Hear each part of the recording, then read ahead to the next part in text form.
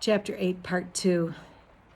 The door was finished. It was strong and solid, made of thick oak with oak slabs across it, all pegged together with good stout pegs. The latch string was out. If you wanted to come in, you pulled the latch string. But if you were inside and wanted to keep anyone out, then you pulled the latch string in through its hole and nobody could get in. There was no doorknob on that door, and there was no keyhole and no key, but it was a good door. "I call that a good day's work," said Pa, "and I had a fine little helper." He hugged the top of Laura's head with his hand. Then he gathered up his tools and put them away, whistling, and he went to take Pet and Patty from their picket lines to water.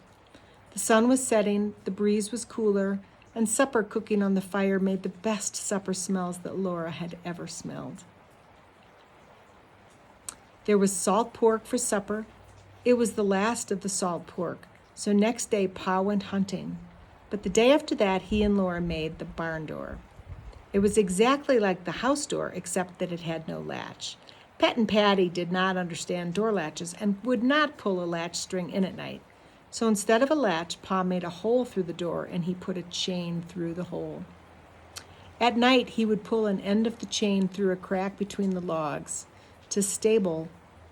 in the stable wall, and he would padlock the two ends of the chain together. Then nobody could get into that stable. "Now we're all snug," said Pa.